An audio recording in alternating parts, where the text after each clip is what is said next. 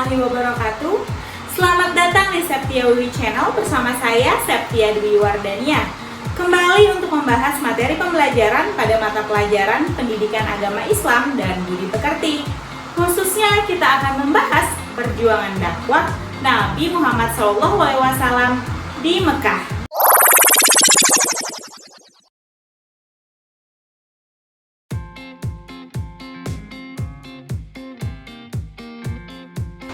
Beberapa hal yang akan kita bahas pada video kali ini adalah substansi dakwah, strategi dakwah, reaksi kaum kafir Quraisy, perjanjian Aqabah, peristiwa hijrah, serta contoh sikap perilaku keteladanan umat muslim terhadap kisah perjuangan dakwah Nabi Muhammad SAW di Mekah.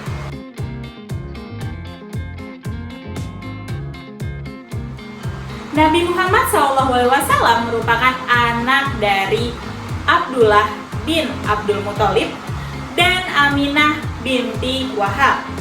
Nabi Muhammad SAW diangkat menjadi Rasul pada malam tanggal 17 Ramadan pada usia 40 tahun.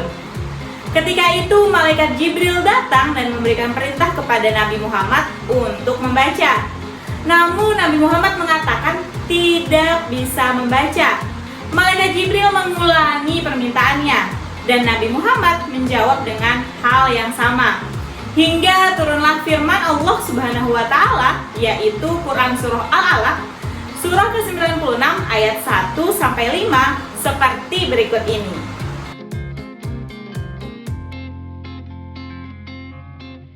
Bismillahirrahmanirrahim. Iqra bismi rabbikal ladzi khalaq. Khalaqal insana min 'alaq. Iqra wa rabbukal akram. Allazi 'allama bil qalam. 'Allamal insana ma lam ya'lam. Perintah pertama di dalam wahyu pertama tersebut adalah membaca. Sehingga penting sekali bagi kita selaku umat muslim untuk terus membaca, menambah ilmu pengetahuan, dan tak lupa pula untuk tetap berada di jalan kebenaran sesuai dengan aturan dalam ajaran Islam. Apapun yang sedang kita baca, apapun ilmu yang sedang kita pelajari, haruslah didampingi dengan mengingat dan menyebut asma Allah Subhanahu wa taala. Turunnya firman Allah Quran surah Al-Alaq surah ke-96 ayat 1 sampai 5 yang merupakan wahyu pertama menjadi awal mula turunnya ayat-ayat Al-Quran lainnya. Ayat-ayat Al-Quran diturunkan selama 23 tahun secara berangsur-angsur. Ayat-ayat ini turun berdasarkan kejadian faktual yang sedang terjadi, sehingga selalu diiringi dengan asbabun nuzul atau sebab kejadian yang mendasari turunnya ayat Al-Quran tersebut. Lalu pada masa sahabat, para mujtahid melakukan ijma dan menghasilkan kesepakatan untuk merangkum ayat-ayat tersebut di dalam Al-Mushaf yang saat ini kita kenal dengan nama Al-Quran.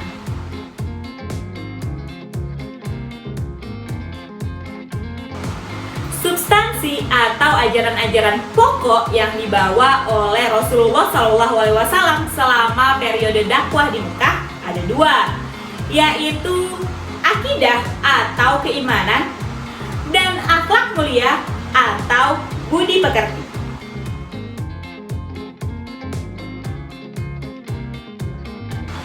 Akidah atau keimanan merupakan ajaran pertama yang dibawa oleh Rasulullah SAW.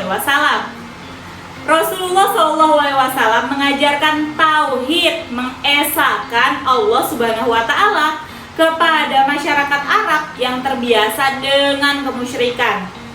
Rasulullah SAW mengajarkan bahwa Allah Subhanahu wa taala adalah Sang Maha Pencipta.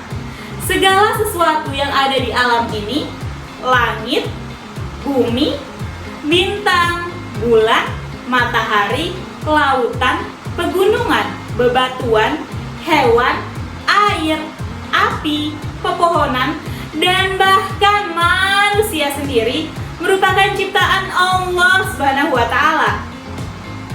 Akidah, keimanan, atau ketauhidan merupakan ajaran yang paling utama yang diemban oleh Rasulullah SAW dengan berdasar kepada wahyu-wahyu ilahi. Ajaran ini sangat membekas di hati para pengikutnya, sehingga mereka memiliki keyakinan yang kuat, mantap, dan tidak tergoyahkan. Mereka yakin bahwa Allah Subhanahu wa Ta'ala akan membersamai setiap langkah mereka dan tidak akan pernah meninggalkan mereka meski di dalam kesulitan.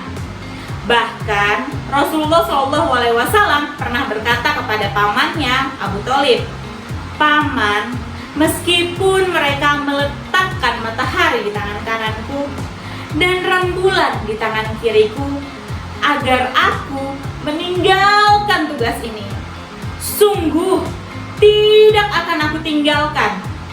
Biarlah nanti Allah Subhanahu wa Ta'ala yang membuktikan apakah saya memperoleh kemenangan, keberhasilan, atau binasa karenanya."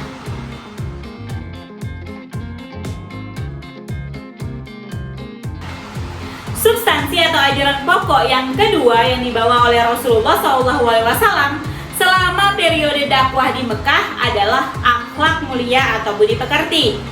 Akhlak mulia atau budi pekerti tidak hanya diajarkan oleh Rasulullah begitu saja, namun Rasulullah SAW hadir sebagai suri tauladan atau contoh nyata penerapan perilaku mulia.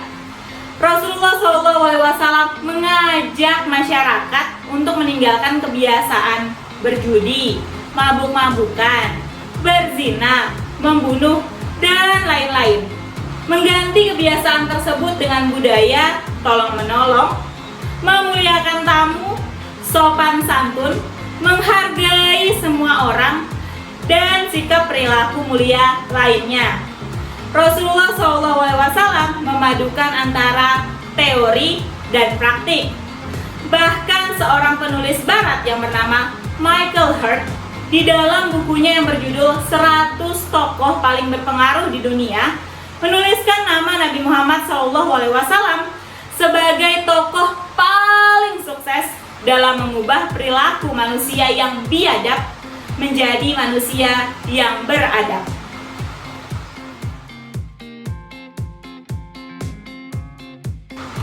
Rasulullah SAW menggunakan dua strategi dalam berdakwah selama periode Mekah. Strategi yang pertama adalah al-dakwah bi-al-syir, yang berarti dakwah secara diam-diam alias rahasia. Strategi yang kedua adalah al-dakwah bi-al-jahr, yaitu dakwah secara terang-terangan alias terbuka.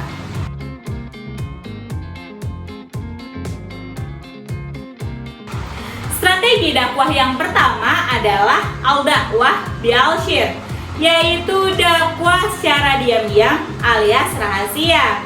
Rasulullah SAW memilih strategi dakwah ini agar tidak menimbulkan keresahan dan kekacauan di masyarakat Arab yang sangat setia dengan agama nenek moyang mereka, menyembah berhala. Fokus dakwah Rasulullah kala itu adalah kepada keluarga dan sahabat-sahabat terdekat, sehingga rumah Rasulullah SAW menjadi pusat dakwah pada masa itu. As-sabiqun al-awwalun atau orang-orang pertama yang menyatakan keislamannya dan mengakui kerasulan Nabi Muhammad SAW adalah sang istri Siti Khadijah, sepupu Ali bin Abi Thalib, pembantu yang diangkat menjadi anak Zaid bin Harithah, dan seorang sahabat Abu Bakar Asy-Siddiq. Lalu selanjutnya pengikut Rasulullah SAW terus bertambah. Lalu mengapa orang-orang ini bisa percaya dengan ajaran Islam yang dibawa oleh Rasulullah SAW? Mengapa mereka rela meninggalkan ajaran nenek moyang mereka? Mengapa mereka yakin dan percaya bahwa ajaran Islam adalah ajaran yang paling benar dan paling sempurna? Ada 4 hal yang dapat menjawab pertanyaan-pertanyaan itu. 4 hal yang menyebabkan ajaran yang dibawa oleh Rasulullah SAW dapat diterima oleh keluarga, sahabat, dan masyarakat Arab lainnya. Apa saja itu?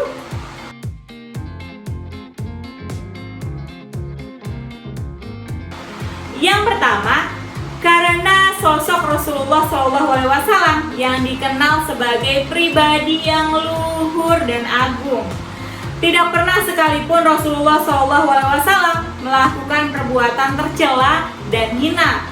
Seperti yang telah disampaikan sebelumnya, bahkan sebelum Rasulullah SAW diangkat sebagai nabi pun, masyarakat telah menjulukinya sebagai Al-Amin atau sosok yang dapat dipercaya. Rasulullah hadir sebagai sosok yang sopan, santun, sabar, bijaksana, dan lemah lembut dalam menyampaikan ajaran Islam.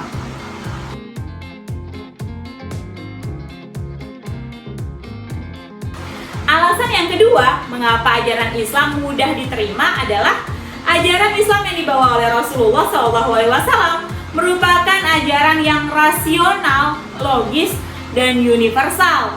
Menghargai hak asasi manusia, menghargai hak yang sama, memberikan keadilan kepada siapa saja, dan memberikan kepastian pasca kematian.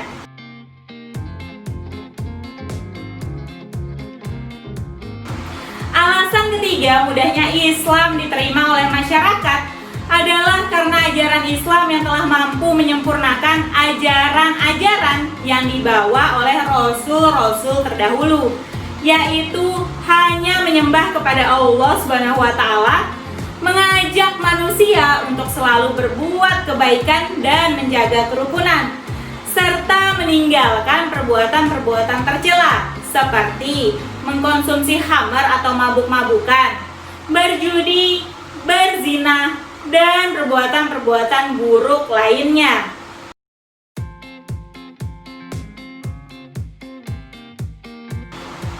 Alasan yang keempat, karena adanya kesadaran di dalam diri keluarga, sahabat, dan masyarakat terhadap tradisi dan kebiasaan-kebiasaan lama yang selama ini mereka jalani, bahwa tradisi dan kebiasaan tersebut telah jauh dari nilai-nilai ketuhanan dan nilai-nilai kemanusiaan.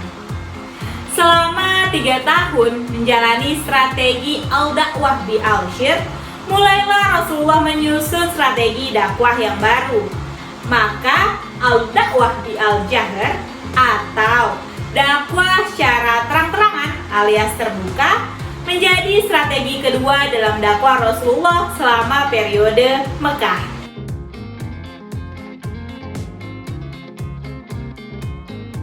Al-Dakwah bi Al-Jahr ini ditandai dengan sebuah peristiwa Rasulullah SAW menaiki sebuah bukit lalu berseru kepada masyarakat agar berkumpul, dan berkumpullah beberapa keluarga Quraisy.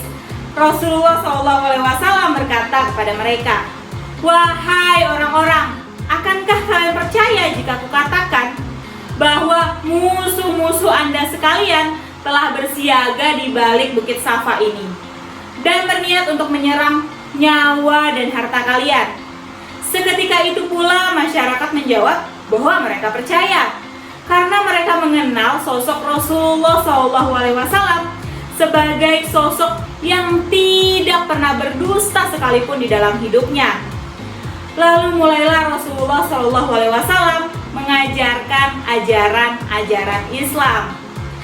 Namun yang diterima adalah ejekan, cemooh, dan siksaan terhadap umat muslim, bahkan terhadap Rasulullah SAW sendiri.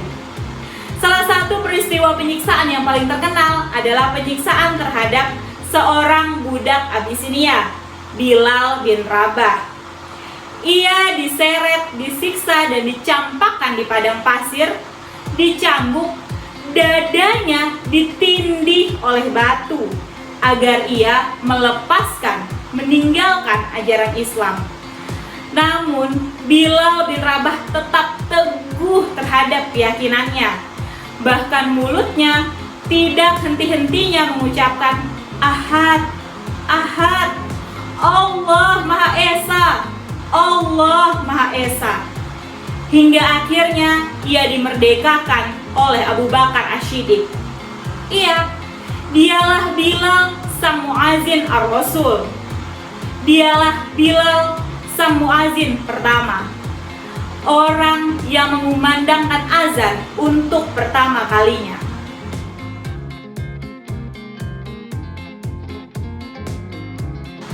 Masuknya ajaran Islam di lingkungan masyarakat membawa perubahan pada tatanan masyarakat Arab kala itu. Berbagai reaksi negatif diterima oleh umat muslim. Kaum kafir Quraisy terus menggalang kekuatan untuk menghalangi dakwah Rasulullah SAW. Bahkan mereka memboikot umat muslim dalam hal politik dan ekonomi.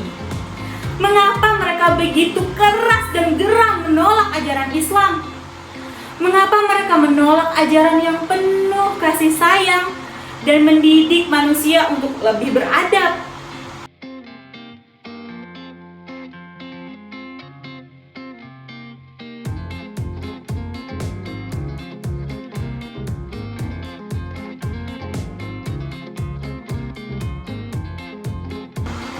Alasan pertama kenapa mereka menolak ajaran Islam adalah besarnya rasa keangkuhan dan kesombongan di dalam diri mereka.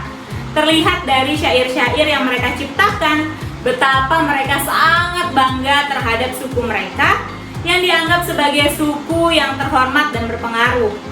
Mereka menganggap bahwa suku mereka merupakan suku yang lebih mulia dibandingkan bangsa Arab lainnya. Hal ini menyebabkan mereka berpikir, jika mereka menerima ajaran Islam yang mengajarkan kesamaan dan kesetaraan, tentu akan menurunkan dan menjatuhkan martabat serta mengancam kedudukan mereka dalam tatanan masyarakat Arab.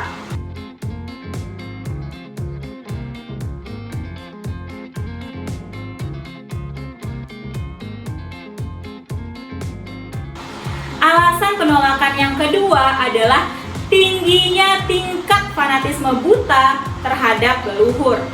Tradisi dan kebiasaan yang diajarkan turun-temurun oleh nenek moyang mereka selama ratusan tahun, yaitu menyembah berhala yang berhalanya dibuat sendiri oleh mereka. Tradisi dan kebiasaan ini telah mengakar di dalam diri mereka sehingga sulit untuk ditinggalkan. Fanatisme buta terhadap leluhur inilah yang menyebabkan mereka tenggelam di dalam kesesatan yang nyata. Padahal nenek moyang yang mereka ikuti itu pun sebenarnya tidak memahami ajaran yang mereka turunkan kepada anak cucu mereka.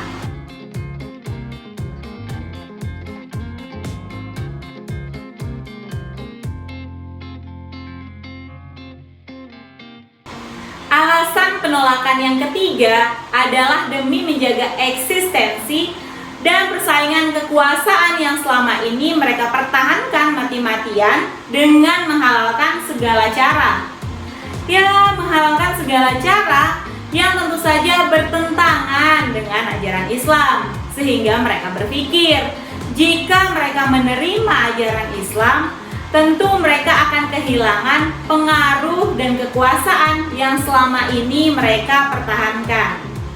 Penolakan-penolakan yang dilakukan oleh kaum kafir Quraisy tidak hanya sekedar omongan, ejekan, cemooh atau tindakan-tindakan kecil lainnya.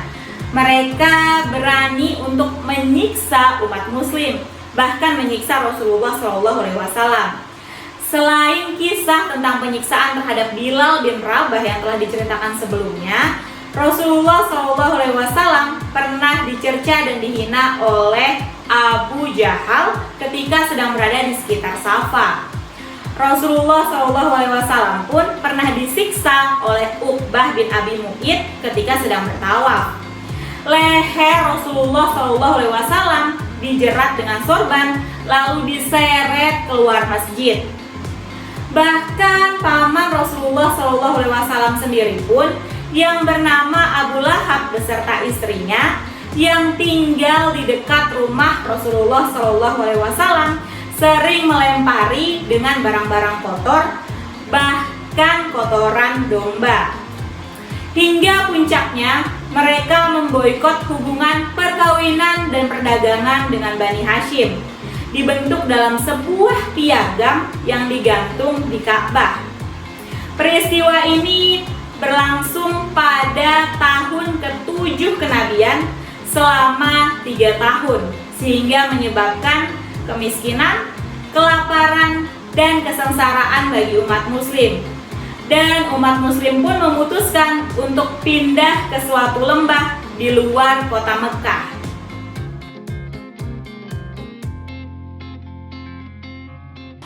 Penolakan-penolakan yang diberikan oleh kaum kafir Quraisy menyebabkan Rasulullah SAW melebarkan dakwahnya kepada kabilah-kabilah Arab lainnya.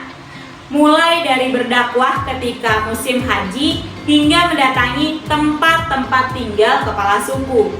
Namun kegiatan ini tidak selalu berjalan lancar.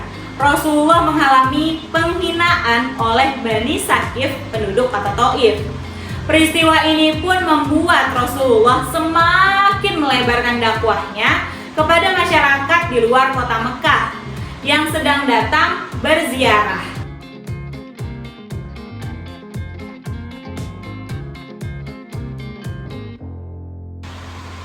Hujrat adalah salah satu kaum yang datang ke kota Mekah pada saat musim ziarah.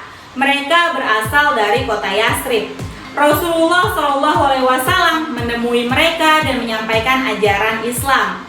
Lalu mereka mengatakan bahwa inilah Nabi yang dijanjikan oleh Yahudi, dan jangan sampai Yahudi mengetahui informasi ini. Sekembalinya mereka ke kota Yasrib, mereka menyampaikan keislaman mereka kepada masyarakat di sana. Berita ini disambut baik oleh masyarakat kota Yasrib. Pada saat musim ziarah berikutnya, 12 orang Yasrib menemui Rasulullah di Aqobah.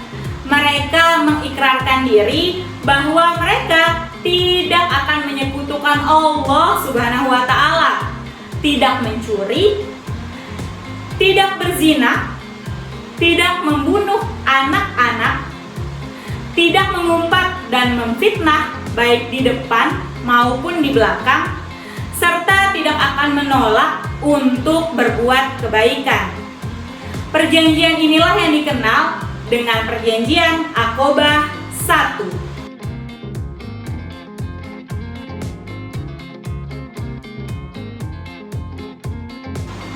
Perjanjian Aqobah 2 terjadi pada tahun 622 Masehi, ketika peziarah Yasrib yang berjumlah 75 orang, 2 diantaranya adalah wanita, datang ke kota Mekah dan bertemu dengan Rasulullah SAW secara rahasia di Aqobah pada malam hari tasyrik.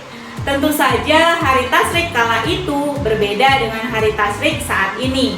Malam itu mereka berikrar untuk selalu mendengar dan setia dalam keadaan suka dan duka, bahagia dan sengsara, serta selalu berkata benar dimanapun berada dan selalu berada di jalan Allah Subhanahu wa Ta'ala, tak gentar dengan celaan, cemooh dan ejekan dari siapapun. Ikrar inilah yang dikenal dengan Perjanjian Aqobah 2.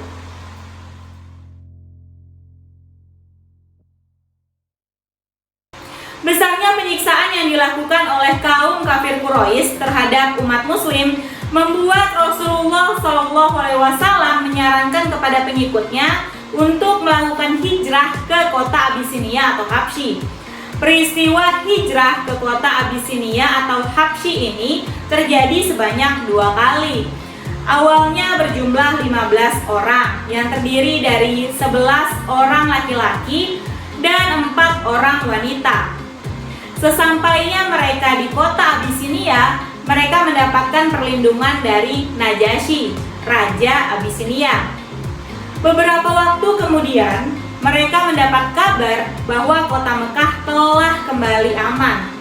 Sehingga mereka memutuskan untuk kembali ke kota Mekah.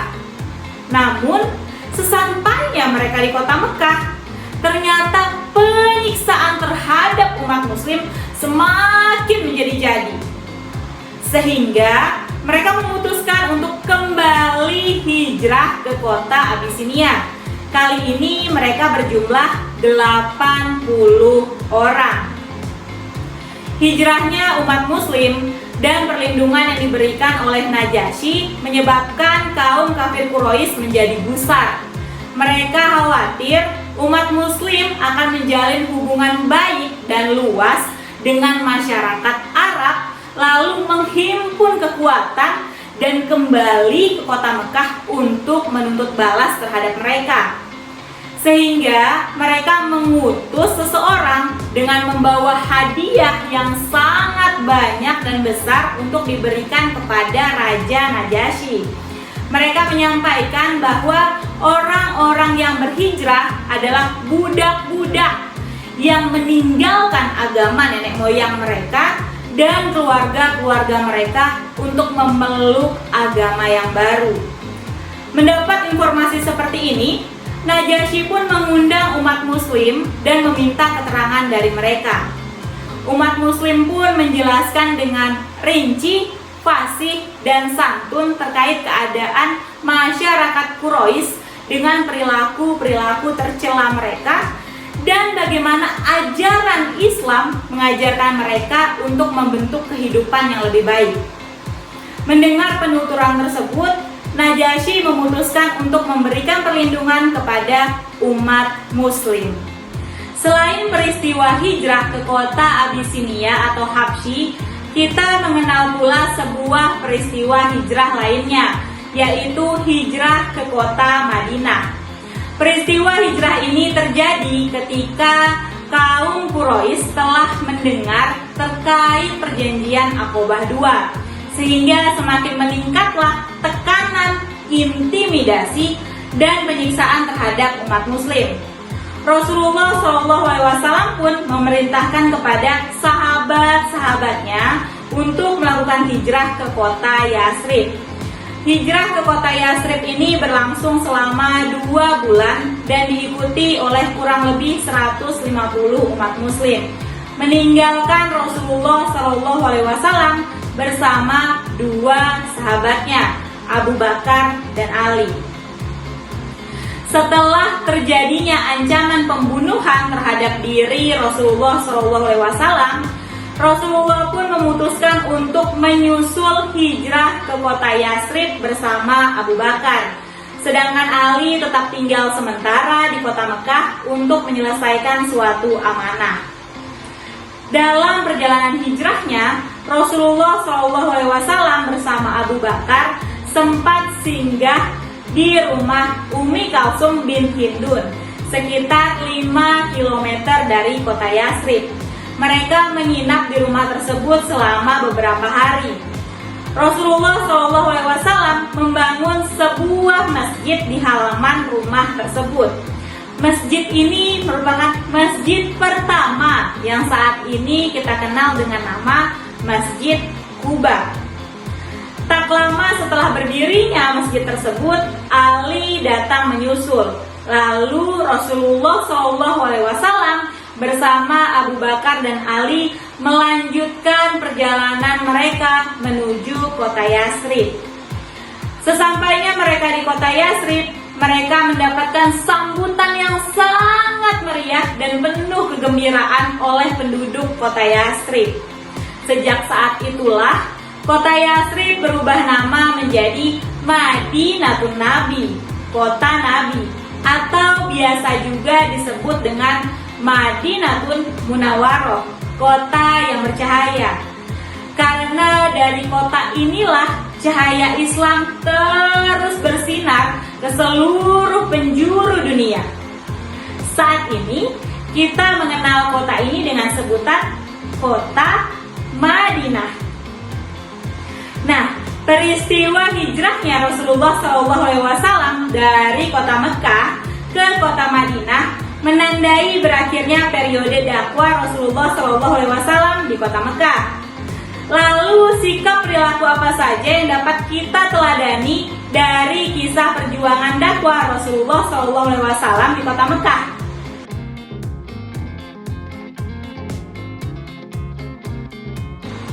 Sikap pertama yang dapat kita teladani adalah sikap tangguh dalam upaya mencapai tujuan, meraih kesuksesan. Sikap ini dapat kita terapkan ketika yang pertama, memanfaatkan waktu belajar dengan baik demi mencapai prestasi yang tinggi. Dua, terus mencoba dan pantang menyerah ketika menemukan suatu masalah. Tiga, mematuhi aturan dan tata tertib sekolah sebagai wujud sikap disiplin dan bertanggung jawab. 4. Menjalankan perintah agama dan menjauhi larangan dengan ikhlas. Serta 5. Tidak pernah putus asa ketika mengalami kegagalan, namun menjadikan kegagalan tersebut sebagai cambukan motivasi untuk terus berbuat sesuatu yang lebih baik lagi. Sikap kedua yang terlihat sangat jelas pada kisah perjuangan dakwah tersebut adalah jiwa berkorban. Pengorbanan umat muslim meninggalkan kampung halamannya, kehilangan harta kekayaan, kehilangan kekuasaan, dan berpisah dari keluarga mereka. Jiwa berkorban ini dapat kita terapkan dalam kehidupan sehari-hari. Pertama, dengan memanfaatkan waktu sebaik mungkin untuk melakukan kegiatan yang bermanfaat. Kedua, mengutamakan kepentingan bersama di atas kepentingan pribadi. Dan ketiga, kita dapat menyisihkan sebagian harta kita untuk diberikan kepada orang lain yang membutuhkan. Baiklah, sampai di sini dulu video kali ini. Semoga ada manfaat, pelajaran, hikmah, dan keteladanan yang kita dapatkan dari kisah Rasulullah SAW selama berdakwah di kota Mekah. Mohon maaf apabila terdapat kekurangan dan kesalahan selama penyampaian. Terima kasih telah bergabung di Septiawi Channel. Jangan lupa untuk like dan komen video ini, lalu subscribe dan klik icon loncengnya agar tidak ketinggalan video-video terbaru. Akhirul kalam, wassalamualaikum warahmatullahi wabarakatuh.